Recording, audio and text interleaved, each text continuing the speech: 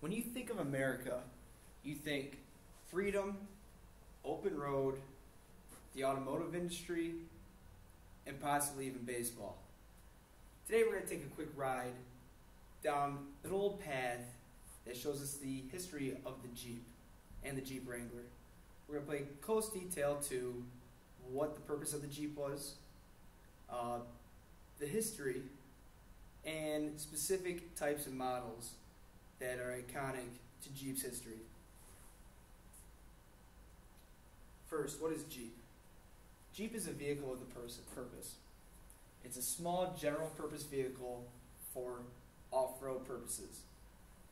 It's equipped with four-wheel drive. It can be driven through tough terrain such as mud, snow, and rain. The first time we saw this vehicle was in the use of World War II. The United States put out for a vehicle from General Motors, Ford, and a company named Willys. They needed something that was small, compact, and was able to get troops and equipment from base to base. And it was easy to get overseas, such as throwing it on a freighter or dropping it from a plane. And production of the Jeep was seen in the 1940s. So the birth of a legend. During World War II, as we stated, the U.S. Army was in need of a lightweight all-purpose vehicle. Willys Overland won this battle between Ford and GM. And as a result, we had the GP, Willys Quad. Well, Jeep got its name from members of the Army slurring those initials GP into Jeep. This is one of my favorite lines here from a commander. It says, "The Jeep, it's as faithful as a dog and as strong as a mule and as agile as a goat." That pretty much sums it up right there. Almost makes you want to jump in one and see what it can do. So after the war was over, civilians got word about this vehicle. Troops were coming home and they talked about the Jeep. And people on the home front, they wanted one of these. So civilian Jeeps were put on the market. It was a desire after the war, as we stated, for war veterans, farmers, the working man, basically the American citizen. So CJ stands for Citizen Jeep, and the CJ5 was first introduced to production lines in 1955. It was equipped with seating for 4 passengers, and it was standard with four-wheel drive. As time went on, we began to see this model expand as safety requirements grew over the years, and just vehicles in purpose grew. So a quick timeline here of the Jeep. We get the CJ, YJ, TJ timeline. So about 1956 through present day is what we're going to focus on here. The CJs went into production until 1988, and then the YJ, 1987, and then the YJ model was produced. After the YJ model, the TJ model, and now present day JK model. So taking a little bit closer look at the platforms. The CJ7 platform, production from 1976 through 1986.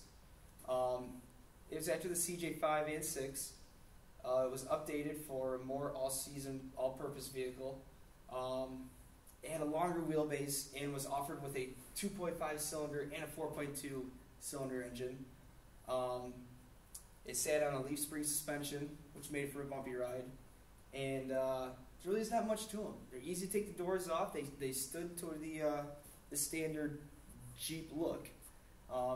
So in the winter you got cold, and when it rained in the summer you got wet. But as years went on, Jeep began to take a lot of these weather problems into consideration. And then they moved up to the YJ platform. The YJ platform was seen in 1987 through 1995. It came with an updated powertrain, and it came with a lot of safety, higher safety standards. So on the YJ model, a couple things that point out: we get square headlights, and the roll bar is actually squared off in the back. This was a huge safety factor because during a rollover, people in the back seat on the old CJs, the bar just went down, so they weren't really protected if the vehicle were to roll over. Dashboard change up, more instruments, upgraded heater core, and we do want to point out that this platform was still on a leaf spring suspension, so you're feeling every bump in the road.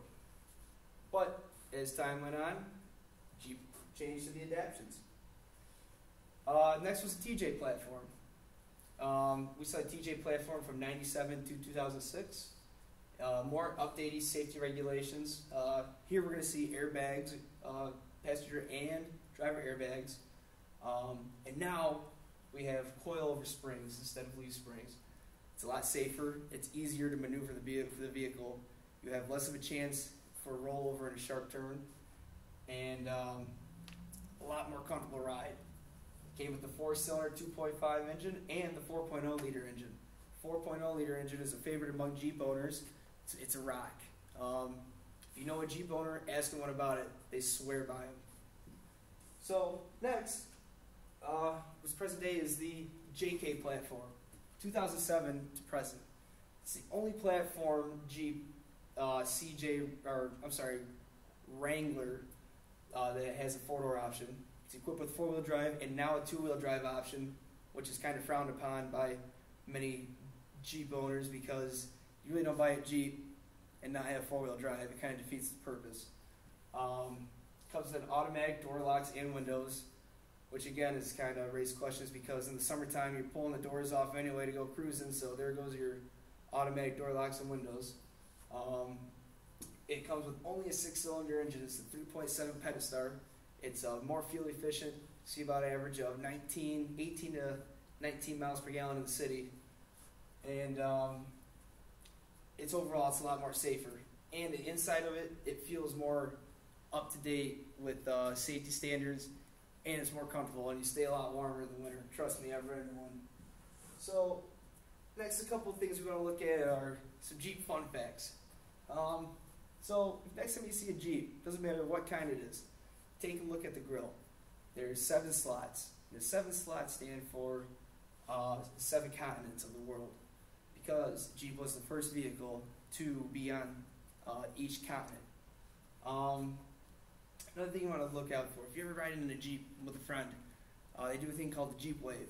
Other Jeep owners, we pass each other, one hand on the steering wheel, about 3 fingers up. It's just kind of like a, hey, I recognize you, how you doing, cool look kind of thing. Owning a Jeep is like one big family. Another thing that a lot of Jeep owners get together to do is a Jeep Jamboree. It's a big camping weekend in an off-road park that's put together all over the world. People get together and they go on trails, and they have professionals there to guide you. You can be a beginner or an expert, and they'll try to keep you out of sticky situations. Another one of my favorite is Jeep Beach, down in Daytona, Florida. The Jeep owners just gather down there and cruise up and down the beach the last weekend of April, and it's a big show. Everyone gets together. A lot of products are sold and advertised, and it's really a good time. Been there once, and I'd love to go there again. So another couple things that come with owning a Jeep are a lot of the terms. You'll see a lot of stickers a lot of guys like to put on their Jeeps. Here's a couple of my favorite. You'll hear this line a lot. It's a Jeep thing. You won't understand. That's basically the answer to any question anyone has to ask a Jeep owner. Hey, why do you do this? It's a Jeep thing. Why did that happen? Oh, don't worry, it's a Jeep thing. Once you own one, you kind of get it and you understand. There's a couple other ones I like. This one you'll see on the back of a Jeep a lot of times. Says no problem upright, problem underneath.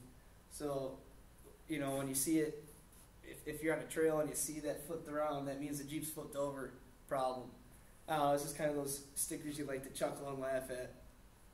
And then here's one that might offend some people is nobody cares about your stick figure family, just a guy running a Jeep through those things that you see in a lot of the back of the minivans. Something to, like I said, chuckle at. So, Jeep. Now that's American. We're going to go back, think about it. what was the Jeep made for? It was meant for America. It was meant for the troops. It was meant for the people. You know, when you think Jeep, you think, hey, that's home. That's America. You know, open road, doors off. No one cares. Now, next time you ride a Jeep, just think, take a quick ride back. Where did it come from? Why is it here? That's America.